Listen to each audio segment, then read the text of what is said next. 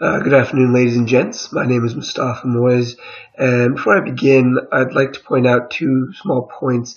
The first being that, as you might be able to tell, I'm kind of under the weather right now, so my voice is a little bit nasally, and I hope you can still enjoy the presentation. And the second is that I tried doing the whole writing it down and reading it out like that, but it came out a little bit robotic, so I'm doing this a little bit impromptu. And it's going to sound a lot more like a conversation than a speech. So actually, I hope you enjoy that. And if you don't, please just let me know so I can change that, right? So why don't we jump right into it? As I said, my name is Mustafa Moyes. I'm a senior at the University of Southern California and studying business administration. I took the LSAT last October and once again this September for both of my scores. And I'm planning on going to law school, hopefully in fall 2015. Actually, just about to finish my applications, probably tomorrow. So we'll see how that goes. Before I jump into all that stuff, a little bit more about myself. SoCal born and raised. I actually was born in Glendale Hospital, and I grew up in Westlake, Thousand Oaks, around that area, in case any of you guys know it. I love to surf. I love to snowboard. A lot of outdoorsy stuff. I used to play basketball and tennis, but I also like to do a lot of intellectual activities. Like I like to read. Stephen King's my favorite author, so I read everything under the sun by him. So if you guys like him, probably going to be best friends. I love to write. I actually have 2 completed manuscripts, numbering at 50,000 words each. So I don't know where that's going to go, but I kind of like to do it to relieve stress. I also like to play chess. I love to watch movies. Favorite movies, Gladiator. Yeah, it's a little bit about myself. I have one younger brother, both parents, thankfully, and yeah, I don't know, it's my life.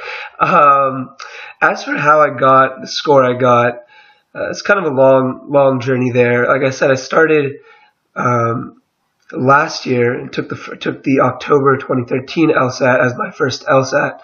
So when I did that, I didn't realize that the test itself was more than just an intellectual brute force test. That's kind of how I approached it. I just tried to practice as much as I possibly could. I would just marathon tests, and that didn't really work out for me, right? And beyond that, I think I had just transferred to USC, as I mentioned during the phone interview, and that sort of threw me off. I started off really strong during summer studying for it, and then I sort of fell to the wayside as pledging for a fraternity and just getting involved in student life took over everything else, right? So the second time around, I really tried to approach the test with from a more technical standpoint, right? I bought a whole bunch of books from Manhattan, from Princeton, from Barron's, that I used to just not necessarily practice, but learn the material to figure out like where all the different question types are coming from and that kind of thing. So I spent just weeks at a time poring over those books and trying to figure out exactly how to beat every single type of question, right? And then finally, towards the end of around the last month or so, I would just take a prep test every 2 or 3 days and work my way up from there, right? And yeah, I think that's really what it came down to, was just figuring out what each question actually meant instead of just trying to answer it like it was a blind test, right? As for 3 tips I would give to anyone trying to take the test, I would definitely say the first one is to pace yourself. The first time I the first time around, I would take tests every single day, and maybe even sometimes twice a day. And what I realized is that it's not that kind of test. I mean, the test burns holes into your mind like it's a piece of cheese. After I took it, I was like completely obliterated in terms of mental capacity. And so I realized that taking it more than once every 2 days is probably just wearing you out, and you're going to tire yourself out like to an insane degree by the time you actually make it to the test. Sort of a sub point on that one. Try to take the test when you have the least mental load.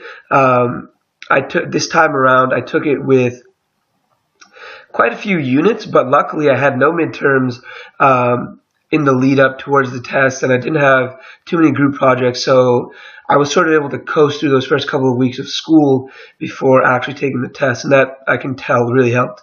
The second point would be to focus on your strengths, but also emphasize your weaknesses, right? There was a point where I would take, like, logic games was my favorite section, right? I thought it was the easiest thing ever, and there would be points in time where I would take logic games at the beginning of either a logical reading or a reading comp session just to make myself feel better, just to give myself a boost of confidence, right? But that's 35 minutes down the drain, and that's a little bit more mental taxing as well. So make sure you know what you're good at and make sure you know what you're bad at, because that's the only way, by accepting that sort of dichotomy, that's the only way you can actually get at the heart of what you're trying to accomplish, right? That's how you beat down the other sections that you're not so good at. And the third one I would probably say is just relax. I'm sure everyone else says this as well, but I'm not good at tests, right? I failed my driver's license test multiple times, not because I'm a bad driver, but because I would freak the hell out during the moment the instructor sat down in the seat next to me. And the first time, the last time I took it, when I actually passed, I was really calm. And that's what made me pass. I didn't make any stupid mistakes. I didn't make any big mistakes, and that's just kind of how it goes. So the more you relax, it's a test that you're ready for, right? So the more you relax, the more you feel confident in yourself, the better you'll do. Right? And finally, if I were a box of cereal, I would probably say I'm Captain Crunch, but not normal Captain Crunch. Captain Crunch Crunch Berries. Why, you ask? Right, of course. I think I'd be Captain Crunch Berries because I'm sort of rough around the edges, but once you get to the inside, I'm pretty sweet. And beyond that, there's part of me, half of me is traditional, but the other half of me is really contemporary and exhibits a lot of colors and likes to explore the world. It's kind of a hippie way of putting it, but that's the reality. Okay, so that's kind of the first section. I'm just going to jump into the second section now. So before I get into this part, I just want to say it's sort of my mentality and sort of the mentality I would impart to potential students I had. Going into this test, I always felt like it was a confrontation, right? It's the best way to beat it down is to realize that you're in some sort of fight. I mean, the LSAC, the Law School Admission Council, is making millions of dollars off of our struggle to make it into law school. So the least we can do is, we've already lost the money that we've paid to them. So the least we can do is make sure we take them down with us, right? And that's kind of how I would go into these questions. Whether you're into Star Wars, whether you're a ninja and you're in some feudal Japanese war zone, the idea is you should attack these questions, right? So, okay, I'm going to go ahead and read through this. It says, this summer, Jennifer, who has worked at KVZ Manufacturing for just over 3 years, plans to spend with her family the entire 4 weeks of paid vacation to which she is entitled this year. Anyone who has worked at KVZ Manufacturing for between 1 and 4 years is automatically entitled to exactly 3 weeks paid vacation each year, but can apply up to half of any vacation time that remains unused at the end of 1 year to the next year's vacation. Okay, so that's a lot to absorb in. Always, before I go onto the question, I just try to read through the prompt, through the passage again, to make sure I have an idea of the main points, right? So the first point, Jennifer, just X person, works at a company, has been there for over 3 years, and she's going to go on vacation for 4 weeks, right? Those are some key points. Next, it goes into some rules about how vacation is given to her. If you've been there for more than from between 1 and 4 years, which Jennifer has been, then you get 3 weeks automatically, plus half of any extra vacation time unused at the previous year. Okay, so just reading off of this, we kind of have an idea that it's going to be some sort of math related question, like where did she get these 4 weeks from? How did she get to that point? That sort of thing, right? Now, if we look at the statement, it says, if the statements above are all true, which one of the following must also be true on the basis of them? So, reading through the question prompt, we kind of know that's a must be true question, and generally the way I would attack this sort of question is just try to prove every answer wrong. When you get to one answer that doesn't allow you to prove it wrong, then you know that's your answer, right? Because everything else, you should be able to find an opposite hypothesis or an opposite example that counters that answer, right? So I'm going to skip over A for the time being because it's actually the right answer, and just jump into the other one before I get into that. So B reads, if Jennifer continues to work for KVZ Manufacturing, she will only be entitled to 3 weeks paid vacation next year. Now, the reason, this is a wrong answer because we don't know what the terms are after she's beyond 4 years, right? Next year, because we've already been told in the problem that Jennifer is at 3 years. Let's call it 3.5 years. So next year, at this time, she'll be pushing 4.5 years, which is outside the realm of the rules, right? That said, within 1 to 4 years, these sort of rules apply.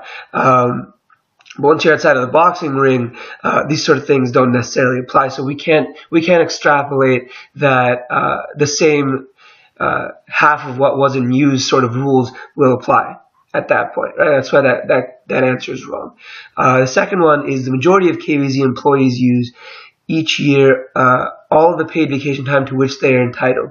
Now, we have to decide whether this even matters to the question, right? Or if it's out of the scope. So I'm going to give you the example of Bob, right? Bob is the weird person at your work who picks his nose at the conference table and brings home-packed lunch from his mom, even though he's 35. Now, we don't necessarily care about Bob, and he's always telling us that he's going on vacation, but does that affect us? Let's say Bob tells us he's going on vacation for 10 weeks. Do we care? No. Let's say Bob is going on vacation for 0 weeks. Does that affect our own vacation time? Not at all. Similar situation. It doesn't matter how much vacation time other employees take. Our own vacation time, or let's say Jennifer's vacation time, is not going to change, right? So that answer is wrong. D reads, last year, Jennifer took only 1 week of the paid vacation time to which she was entitled. Better question is, why is she only taking 1 week of vacation? Poor Jennifer. No, I'm kidding. But really speaking, if she only took 1 week of paid vacation time, our first instinct is to think, okay, well, she probably got 3 weeks of vacation time, and she only took 1. That leaves us 2. Half of 2 is 1, so that 1 would translate to this year, and we get 4 again. But once again, we're not trying to prove that right. Always go at it in an attacking mentality. We're trying to prove it wrong. So what is the converse scenario? The converse scenario is that she may have only used 1 week, but what if Jennifer already had a week left over from the previous year? Sorry, 2 weeks. So maybe last year she had 4 weeks of entitled work off, right? Of entitled vacation, and she only uses 1. What happens then? Then we have 3 weeks left over, and technically that half of that is 1.5. So this year Jennifer would have 4.5 years of entitled time. And since she didn't use 4.5 years and is not entitled to 4.5 years, we know that situation can't be real, right? Or there's a way for that situation to be wrong, right? So that answer is wrong. And finally, come to E. KVZ Manufacturing sometimes allows extra vacation time to employees who need to spend more time with their families. Once again, similar to answer C, what does that have to do with anything? And the answer is nothing, right? How people spend their time, or how what they're getting vacation time for, is not relevant to the rules that Jennifer's been given, right? Even if KVZ gives Jennifer some extra time based on how much time they need to spend with their families, that's not necessarily saying that the idea is that we can prove that wrong, right? There's a situation where they don't give Jennifer extra time because of her family, but she still has 4 weeks of vacation time, right? And that's really what we're looking for. So finally, we get back to answer A, which is the correct answer. It says Jennifer did not use 2 weeks of the paid vacation time to which she was entitled last year. Now, let's look at we already know that this is the correct answer, but let's try to find ways where we could refute that. If we had 3 weeks of vacation time that we didn't use last year, like we went over the situation, we would have 1.5 extra weeks of entitled vacation time. That's more than 4.5, or that's 4.5, which is more than 4, sorry. Let's look at the opposite situation where we have only 1 week left over. That gives us 0.5 weeks extra time this year. That gives us 3.5 weeks of entitled vacation time, which is less than 4, right? So we're not meeting our targets. So we know the only way to achieve this goal is to have 2 weeks of paid vacation time, right? And we know that's the right answer because it's the only one we can't prove wrong, right? So it must be true. So that's I guess the takeaways I would give you for this question are to, 1, make sure you have an idea of, sorry, that's my phone. The takeaways I would give you in this question are to, 1, make sure you know to read over the passage one more time before you actually jump into the questions. Knowing exactly what's going on before you jump into the question or the answers is more important than saving a little bit of time, because you have a much better chance of actually getting that question right? Unless you try to rush it and then you don't know exactly where you're going and you end up reading it again anyways, but this time more confused, right? Second takeaway would be to always read through every answer choice, right? In this situation, A was the correct answer choice, but chances are more often than not, you'll find better answer choices after you've picked what you think is the perfect one, right? It happens all the time on every single section. So always make sure you read through every answer, right? And finally, just try to make sure you go into every question with the right mindset, right? Like with a must be true question, but this sort of applies to all questions, is you're trying to prove every single other answer wrong, right? It's not only about getting the right answer, it's about proving every other answer wrong, because that won't necessarily, you may not feel it necessarily during your practice, but you'll feel it definitely during the actual LSAT, right? If you take, it's about understanding. So that's all the time I have for you today. My name is Mustapha Moiz once again, and I hope you enjoy this video submission. Thanks.